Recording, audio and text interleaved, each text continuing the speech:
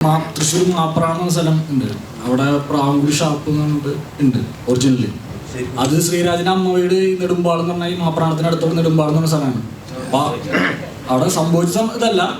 Mapranam shop എന്ന് പറയുന്നത്, പ്രാങ്കുടി shop എന്ന് പറയുന്നത് ഫേമസ്. അവിടുത്തെ കറികളും ആ സംഭവമൊക്കെ നല്ല അവിടുത്തെ ഫേമസ് ആണത്.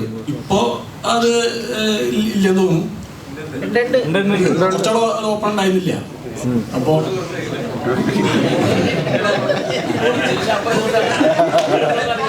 ഷാപ്പിൽ പോകുന്നവരോട് പറയാൻ അവരോട്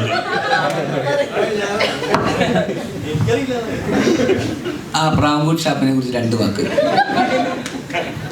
അതൊരു ചെറിയ ഷാപ്പാണ്. അല്ല, ഞാൻ റോട്ടിൽ കൂടെ പോകുമ്പോൾ കാണുന്നത് മാപ്രാണത്ത് നിന്ന് നെടുമ്പാൾ റൂട്ടിൽ പോണ സമയത്ത് അതൊരു പാടത്തിന്റെ നടുവിൽ, കോൾപ്പാടത്തിന്റെ നടുവിലുള്ള ഒരു ചെറിയ പാടത്തിന്റെ നടുവിൽ 4 പില്ലറിൽ ഉയർത്തപ്പെട്ട എനിക്കൊന്ന് ഒരു 20 ഇഞ്ച്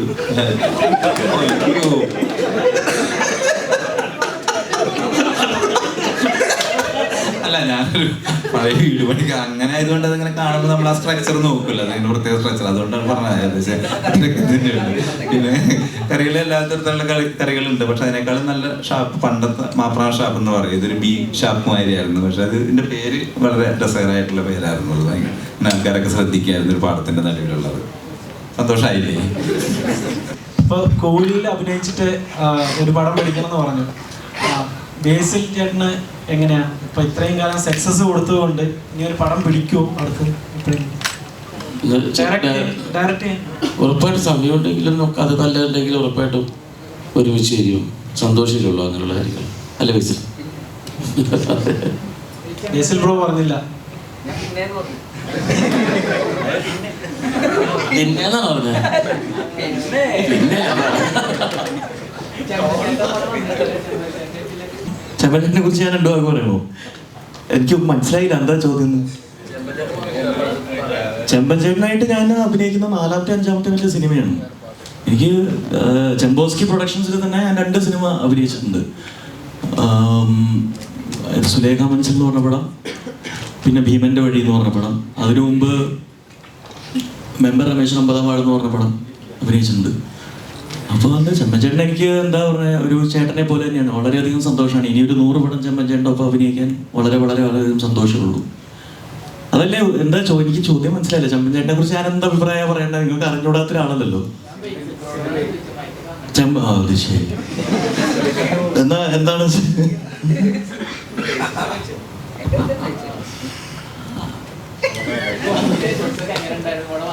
ചെമ്പൻചേട്ടനുമായിട്ട് എനിക്ക് ഈ സിനിമയിൽ ആക്ച്വലി അധികം കോമ്പിനേഷൻ ഇല്ലായിരുന്നു. 1-2 സീനുകൾ ഉണ്ടായിരുന്നു. കോമ്പിനേഷൻ മൊത്തം സൗഭികമായിട്ടായിരുന്നു.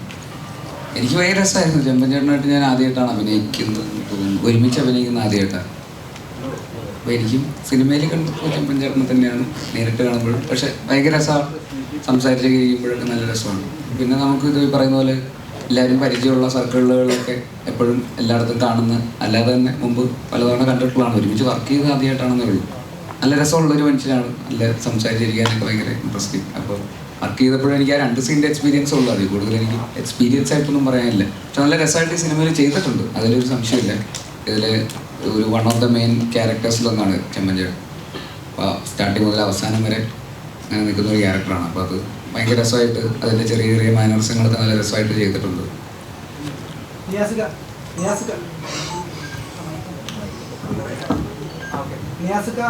മറിമായത്തിലൊക്കെ, അതായത് മിനി സ്ക്രീനിൽ വെറൈറ്റി ഓഫ് ക്യാരക്ടേഴ്സ് നിയാസിക്ക് ചെയ്യാൻ പറ്റാറുണ്ട്. പക്ഷേ ബിഗ് സ്ക്രീനിലേക്ക് വരുമ്പോൾ അത്രത്തോളം വെറൈറ്റി ഓഫ് ക്യാരക്ടേഴ്സ് ചെയ്യാൻ പറ്റാറില്ല. പക്ഷേ ചെയ്യുന്ന ക്യാരക്ടേഴ്സ് എല്ലാം നല്ല അടിപൊളി ക്യാരക്ടേഴ്സാണ്. അതെന്താണ്, ഇന്റൻഷനലി അങ്ങനെ സെലക്ട് ചെയ്യുന്നതാണോ അതോ ക്യാരക്ടേഴ്സ് വരാത്തോണ്ടാണോ? അത് ഡയറക്ടർമാരുടെ അടുത്ത് ചോദിക്കേണ്ടി വരും.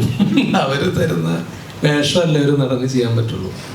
നമുക്കൊരു വേഷം ഇന്നതാണെന്ന് പറഞ്ഞു തരുമ്പോൾ, അതാണ് ഞാൻ പറഞ്ഞത്, എനിക്ക് ഏറ്റവും സന്തോഷം ഉണ്ടാക്കിയൊരു സിനിമയാണ് ഇത് ഞാൻ പറയാൻ കാരണം. പ്രാങ്കുടി ഷാപ്പ് എന്നുള്ള സിനിമയിൽ എനിക്ക് അങ്ങനെ എന്നിൽ നിന്ന് വളരെ വ്യത്യസ്തമായിട്ടുള്ളൊരു ക്യാരക്ടർ എനിക്ക് ചെയ്യാൻ പറ്റി. അത് വളരെ ഡിഫറെൻ്റ് ആയിട്ടുള്ളൊരു ക്യാരക്ടർ തന്നെയായിരുന്നു. അത് അദ്ദേഹം പറഞ്ഞു തന്നതുപോലെ ഏറെക്കുറെ പുലർത്തി ചെയ്യാൻ പറ്റിയിട്ടുണ്ടെന്നാണ് ഞാൻ വിശ്വസിക്കുന്നത്. അത് നന്നായി എന്നൊക്കെ എല്ലാവരും പറയുന്നു. അപ്പോൾ ആ ഒരു സന്തോഷം നമുക്കുണ്ട്. ഇനിയിപ്പോൾ അങ്ങനെയുള്ള ക്യാരക്ടർ വന്നാൽ അത് ചെയ്യാൻ അങ്ങേറ്റത്തെ ആഗ്രഹമുണ്ട്. വന്നാലേ ചെയ്യാൻ പറ്റുള്ളൂ. വന്നാൽ ചെയ്യും.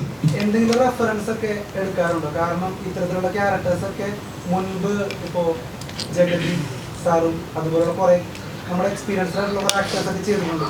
അപ്പോൾ അങ്ങനെ എന്തെങ്കിലും റെഫറൻസ് ഒക്കെ എടുക്കാറുണ്ട് ഇത്തരത്തിലുള്ള ക്യാരക്ടേഴ്സ് ചെയ്യുമ്പോൾ? അല്ലെങ്കിൽ ആ മറിമായത്തിന്റെ ആ ഒരു ബാക്ക് ബോൺ ആണോ മെയിനായിട്ട് ഇൻഫ്ലുവൻസ് ചെയ്യുന്നത്? അല്ല, അങ്ങനെ ഏതാണ് അതിന് കാരണം എന്ന് നമുക്ക് അറിഞ്ഞൂടാ. നോർമലി ഏതൊരു ആർട്ടിസ്റ്റും ഒരു ആക്ടറും അയാൾക്കൊരു ക്യാരക്ടർ കിട്ടുമ്പോൾ അത് എങ്ങനെയൊക്കെ ഫലിപ്പിക്കാൻ പറ്റും എന്നുള്ളൊരു ശ്രമം നമ്മുടെ ഉള്ളുകൊണ്ട് നടത്തിക്കൊണ്ടേയിരിക്കും എല്ലാ സമയത്തും. അത് ആ ഒരു സമയം അതിനുവേണ്ടി ഒരു മാസം ലീവ് എടുത്തിട്ട് പ്രാക്ടീസ് ചെയ്യല്ല. അത് എല്ലാ സമയത്തും ആ ഷൂട്ട് കഴിയുന്നവരെയും ആ ഒരു ക്യാരക്ടറിൽ എങ്ങനെയൊക്കെ നിലകൊള്ളാൻ പറ്റും അങ്ങനെ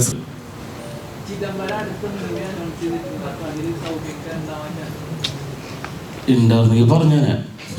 ഞാൻ അങ്ങോട്ട് വിളിച്ചു ചോദിച്ചു, മൂവിയൊക്കെ അനൗൺസ് ചെയ്തില്ല, കാശി നടക്കുന്നല്ലേ ഉള്ളൂ, നടക്കണുള്ളൂ എന്ന് പറഞ്ഞു. പിന്നെ പറഞ്ഞത് കുട്ടിയും അമ്മയൊക്കെ ആയിരുന്നു. അപ്പൊ അമ്മ കുട്ടിയാവാനും പറ്റില്ല, പക്ഷെ ഇടക്കിടക്ക് വിളിക്കുന്നില്ല. ശബരി ചേട്ടാ, ഇതിലിപ്പോ ഒരു അറക ക്യാരക്ടറാണല്ലോ ചെയ്തേക്കണം. അപ്പൊ ഇതിന്റെ പടത്തിലൊരു തലയിലൊരു സാധനം കാണിക്കുന്നുണ്ട്, അതിനെപ്പറ്റി ഒന്ന് പറയാം. അത് അത് പടം കാണുമ്പോൾ മനസ്സിലാവും. അത് പടം കണ്ടില്ല അല്ലേ? അത് ജസ്റ്റ് ഒരു മഞ്ഞ സ്റ്റിച്ച്. അത് എങ്ങനെയാ വന്നേന്ന് മനസ്സിലായില്ലേ? അപ്പൊ പടം കണ്ടിട്ടില്ല? അല്ല, അടിച്ചു പൊട്ടിക്കണ്ട. അപ്പൊ ആ ഒരു അറക ക്യാരക്ടർ പിടിച്ചതിനെ പറ്റി ചോദിച്ചാ. അല്ല, അതൊരു സീനിന് ശേഷമാണ് തലയിൽ വരുന്നത്. അല്ല, ഞാൻ അറക ക്യാരക്ടറിനെ പറ്റി ചോദിച്ചു. അത് ഞാൻ പറഞ്ഞില്ലേ, ഞാൻ തോട്ടപ്പിച്ചു എന്നുള്ള ക്യാരക്ടറാണ് അത്. ആ മാപ്ര ഉദ്ദേശിക്കുന്ന മറ്റേ വിവേക് ഒബ്രോയി പറഞ്ഞ പോലെ ഞാൻ അവിടുത്തെ ഗുണ്ടകളൊക്കെ ആയിട്ട് പോയി താമസിച്ചിട്ട് അങ്ങനത്തെ പരിപാടി. എങ്ങനെ ആ ക്യാരക്ടർ ചെയ്തു എന്നുള്ളതാണ്. അതിനൊക്കെ ചിലപ്പോ അകത്തൊരു ഗുണ്ട കിടപ്പുന്നുണ്ടാവും, പഞ്ഞി എങ്ങനെ വന്നാ ഇതെന്താ പറയണത്, ഇതിപ്പോ ഇതുപോലെ ഇതിപ്പോ എന്താ വേണ്ടേ? ഇല്ല, ഗുണ്ടാപ്പടി അത് ക്യാരക്ടർ ഇതിൻ്റെ അകത്ത് ഇപ്പൊ ഇവിടെ ഇരിക്കുന്ന എല്ലാവരും വളരെ ഒറ്റയ്ക്ക് ഒരു കേന്ദ്രം. ശ്രീരാജിന് വളരെ വ്യക്തമായി പറഞ്ഞില്ലേ, മണി പറഞ്ഞില്ലേ, 7 വർഷമായിട്ട് ഈ സ്ക്രിപ്റ്റ് കൊണ്ട് നടക്കുകയാണ് ശ്രീരാജ് ഓണാക്കാൻ വേണ്ടിയിട്ട്. അപ്പൊ ഇതിൻ്റെ അകത്ത് എല്ലാം വ്യക്തമായി ഓരോ ക്യാരക്ടർ, ഓരോ കഥാപാത്രങ്ങൾ ഏതൊക്കെ സന്ദർഭത്തിൽ എങ്ങനെയാണ് പെരുമാറേണ്ടത്, അവരുടെ മാനറിസം എങ്ങനെയാണ്, അവരുടെ ഗെറ്റപ്പ് എങ്ങനെയാണെന്നുള്ളത് എല്ലാം വ്യക്തമായ ധാരണ. ഇത്രയും ധാരണയുള്ള ഒരു ഡയറക്ടറിനെ അടുത്ത കാലത്ത് കണ്ടിട്ടില്ല. കാരണം പുള്ളി തന്നെയാണ് ഈ പടത്തിന്റെ റൈറ്റർ. അപ്പോൾ ഈ പടം കാണുമ്പോൾ എല്ലാ ക്യാരക്ടറിനും പ്രാധാന്യം തോന്നുമ്പോൾ എല്ലാം പുള്ളി എഴുതി ഉണ്ടാക്കിയ പുള്ളിയുടെ കുട്ടികൾ തന്നെയാണ്. അപ്പോൾ എല്ലാത്തിനും നമ്മൾക്ക് യാതൊരു ടെൻഷനും ഇല്ല. അവിടെ ചെന്ന് കഴിഞ്ഞാൽ ഈ പറഞ്ഞ പോലെ തന്നെ നമ്മളിങ്ങനെ അഭിനയിക്കാൻ നോക്കി കഴിഞ്ഞാൽ പുള്ളി പറയുന്നത് അങ്ങനെയല്ല അഭിനയിക്കുന്നത്, തോട്ടപ്പിച്ചു അങ്ങനെയല്ല, ഇങ്ങനെ ചെയ്യുന്നു പറഞ്ഞാൽ ഓരോ ക്യാരക്ടറിനെയും എടുത്തെടുത്ത് പറയുന്ന പുള്ളിക്ക് വേണ്ട കാര്യങ്ങൾ നമ്മുടെ ഉള്ളിൽ നിന്ന് എടുക്കാൻ കെൽപ്പുള്ള ഒരു ഡയറക്ടറാണ്. അപ്പോൾ ഞാൻ ഗുണ്ടാപ്പണി ചെയ്യേണ്ട യാതൊരു ആവശ്യമില്ല. പുള്ളിക്ക് നല്ല ഗുണ്ടകളെയൊക്കെ പരിചയമുണ്ട്, പ്രാവിനോട് ഷാപ്പും പരിചയമുണ്ട്, കുടിയന്മാരെ നല്ല പരിചയമുണ്ട്. അപ്പൊ അത് വളരെ എളുപ്പമായിരുന്നു ശരിക്കും പറഞ്ഞു കഴിഞ്ഞാൽ. കാരണം നമ്മൾക്ക് കൂടുതൽ ചിന്തിക്കണ്ട, പുള്ളി പറയുന്നത് ചെയ്താൽ മതി.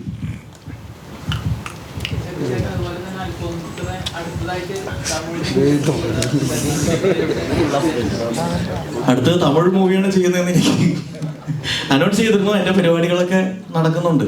ഇനി കൂടുതൽ പറയാൻ പറ്റില്ല ഇനി അതിനെ കുറിച്ച്. കാരണം അൽഫോൺസ് പുത്രന്റെ പടത്തിന്റെ അപ്ഡേഷൻ അൽഫോൺസ് പുത്രൻ തരുന്നതല്ലേ നല്ലത്. ഭാഗമാണ് ആണ് നിങ്ങൾ ഞാൻ പല കാര്യങ്ങൾ അൽഫോൺസായിട്ട് ബന്ധപ്പെട്ട് ചെയ്യുന്നതാണല്ലോ. അപ്പൊ അങ്ങനെ ഭാഗമാണ്.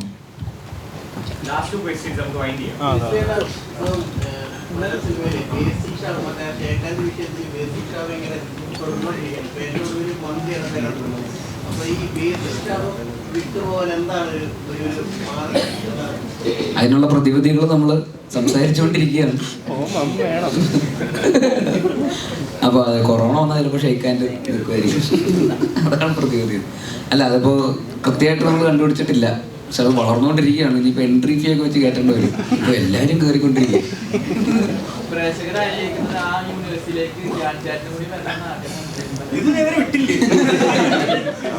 എനിക്ക് ആഗ്രഹമില്ല, ഞാൻ എടുക്കൂല. ഒന്നാലോചിക്കണം. ഓക്കെ, പ്രാവൻകൂട് ഷാപ്പിനെ കാണാനുള്ള പ്രേക്ഷകരോട് അവസാനമായിട്ട് പറഞ്ഞ് വൈൻഡപ്പ് ചെയ്യുന്നതാണ്.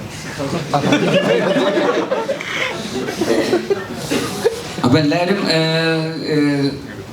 എന്താ പറയുക, ഒരു വേറിട്ട ഒരു സിനിമയാണ് ഈ പറയുന്ന ഒരു മിസ്റ്ററി സസ്പെൻസ് ത്രില്ലർ. അതിൽ ചെറിയ ഡാർക്ക് കോമഡി ഒക്കെ ആയിട്ടുള്ള ഒരു ജോണറിലാണ് സിനിമ. അപ്പോൾ തീർച്ചയായും നിങ്ങൾ കണ്ടു നോക്കുക.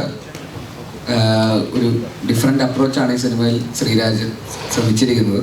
ഒരു കൺവെൻഷണൽ സ്റ്റോറി ടെല്ലിംഗ് അല്ല, എന്നാൽ മൊത്തത്തിൽ അതിനൊരു ട്രീറ്റ്മെൻ്റ് ഒക്കെ ഡിഫറെൻ്റ് ആണ്. അതിനനുസരിച്ച് കോംപ്ലിമെൻ്റ് ചെയ്യുന്ന തരത്തിലുള്ള നല്ല സിനിമാറ്റോഗ്രാഫിയും മ്യൂസിക്കും എഡിറ്റും സൗണ്ട് ഡിസൈനും കോസ്റ്റ്യൂമും മേക്കപ്പും എല്ലാം പിന്നെ ആർട്ടിസ്റ്റുകളുടെ പെർഫോമൻസസും ഒക്കെ ആയിട്ട് ഒരു ഫ്രഷ് ആയിട്ടുള്ള ഒരു തിയേറ്റർ എക്സ്പീരിയൻസ് തന്നെയായിരിക്കും എന്നാണ് ഞങ്ങൾ വിശ്വസിക്കുന്നത്. അപ്പോൾ നിങ്ങളെല്ലാവരും കണ്ടു നോക്കിയിട്ട് അഭിപ്രായങ്ങൾ അറിയിക്കുക. Thank you.